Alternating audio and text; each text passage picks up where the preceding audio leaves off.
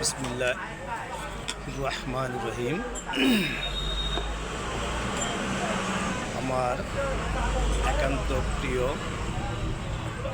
দর্শক ভাই ও বোনেরা, আমি হাকিম মোহাম্মদ এনায়েতুর রহমান, রেজিস্টার্ড ফিজিশিয়ান। বিভিন্ন ধরনের কন্টেন্ট করে থাকি।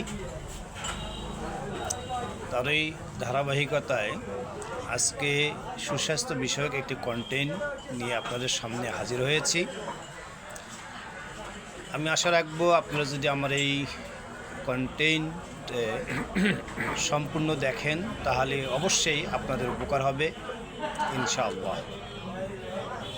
মহান রব্বুল আলামিন আপনাদেরকে আমার এই সুস্বাস্থ্য বিষয়ক আলোচনা শোনার ধৈর্য ধারণ করার তৌফিক দান করুক। আমার তৌফিকে ইল্লা বিল্লাহ। আমার এই আলোচনা তাদের জন্য যারা অ্যালার্জি রোগে আক্রান্ত হয়েছেন এবং যারা অ্যালার্জিতে আক্রান্ত হওয়ার উপক্রম হয়েছে, এই দুই শ্রেণীর মানুষের জন্য আমার এই আজকের সুস্বাস্থ্য বিষয়ক আলোচনা। তার আগে বিষয়টি আসলে সবাইরে জানা উচিত, অ্যালার্জি কি, অ্যালার্জি কেন হয়, এর প্রতিকার কি, এই বিষয়গুলো আমাদের জানা উচিত। আমরা অনেকেই অ্যালার্জি হলে বা গা চুলকালে সবাই কি করি, ফার্মেসিতে গিয়ে অ্যান্টিহিস্টামিন জাতীয় ঔষধ, যেমন ধরেন হিস্টাসিন, অ্যালাট্রল, সিট্রিজিন, ফিকজো, এই জাতীয় কিছু ঔষধ আমরা সেবন করি। আমরা মনে করি যে এই জাতীয় ঔষধ সেবন করেই মনে হয় অ্যালার্জি সম্পূর্ণরূপে নির্মূল করা সম্ভব, কিন্তু আসলে এই ধারণাটি সম্পূর্ণ ভুল। অ্যান্টিহিস্টামিন জাতীয় যে ঔষধগুলো আছে, সাচ অ্যাজ এক্সাম্পল, ধরেন আপনার এই জায়গাটা চুলকাচ্ছে, আপনি যখন অ্যান্টিহিস্টামিন জাতীয় ঔষধ খাবেন তখন এই জায়গাটা হচ্ছে ব্লক হয়ে যায়। এই জায়গাটা ব্লক হয়ে যায়, অর্থাৎ এটা সেন্সিটিভিটি যে রিয়াকশনটা, এই অনুভূতিটা এটা পড়ে যায়। তখন আর আপনার ঔষধ মানে অ্যালার্জির যে চুলকানি, এই চুলকানিটা কিন্তু আসলে থেমে থাকে না, তার ক্রিয়াটা ঠিকই হচ্ছে, কিন্তু আপনি অ্যান্টিহিস্টামিন জাতীয় ঔষধ খাওয়ার কারণে এই যে সেন্সিটিভিটি অ্যাক্টিভিটিটা এটা রিমুভ হয়ে যায়, যার কারণে আপনি বুঝতে পারেন না যে আসলে আপনার অ্যালার্জি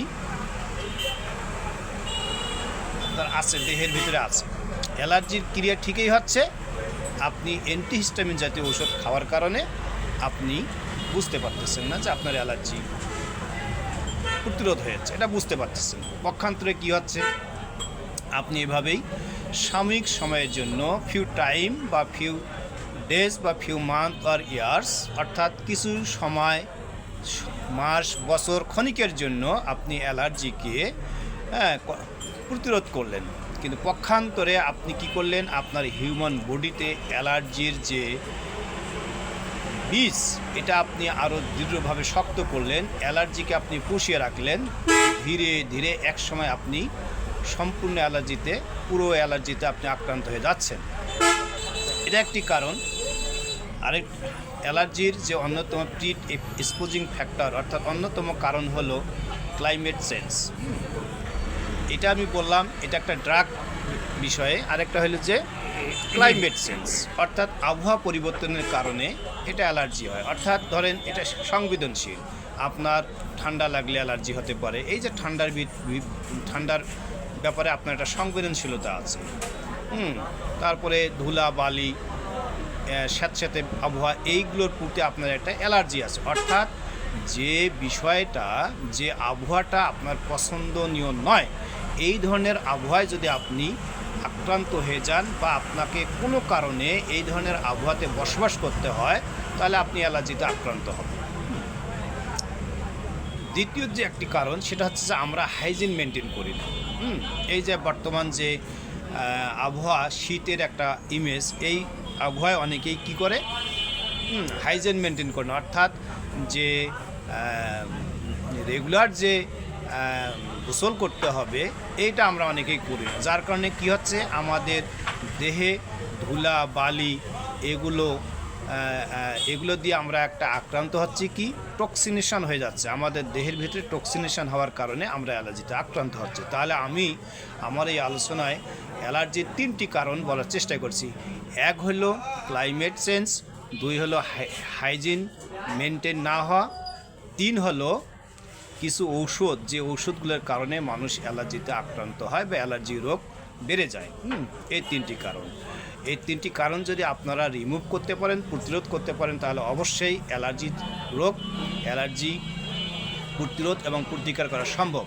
এছাড়াও অ্যালার্জি প্রতিরোধ এবং প্রতিকারে আপনি আরও যে কাজগুলো করতে পারেন তা হলো নিয়মিত গোসল করা, হেলথ অ্যান্ড হাইজিন মেনটেন করা, এবং এই অ্যান্টিহিস্টামিন জাতীয় ঔষধ সেবন না করা, এবং go to back the nature, অর্থাৎ প্রকৃতির দিকে ফিরে যাওয়ার। এই কারণে আপনার অ্যালার্জির জন্য ওয়ার্ল্ড ওয়াইড একটা হার্বস, সেটা হলো যে নিম। এই নিম পাতা আপনারা চূর্ণ করে হোক, নিমের জুস হোক, এটা আপনারা খেতে পারেন। এছাড়াও আপনারা গরম পানি করে সেখানে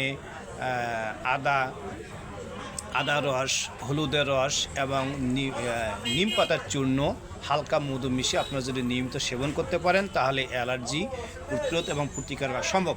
এছাড়াও যদি আপনারা অ্যালার্জি প্রতিরোধ এবং প্রতিকার করতে ব্যর্থ হয়ে থাকেন এবং মারাত্মকভাবে আক্রান্ত হয়ে থাকেন, তাহলে আমার সাথে যোগাযোগ করলে আমার তৈরি করা যে অ্যালার্জি একটা প্রোডাক্ট রয়েছে, সম্পূর্ণ একটা ন্যাচারাল প্রোডাক্ট, অ্যালার্জি উপরে একটা প্রোডাক্ট রয়েছে, এই প্রোডাক্টটা যদি আপনারা সেবন করতে পারেন, এটা সম্পূর্ণ ন্যাচারাল একটা প্রোডাক্ট, তাহলে ইনশাআল্লাহ সম্পূর্ণরূপে অ্যালার্জি নির্মূল করা সম্ভব।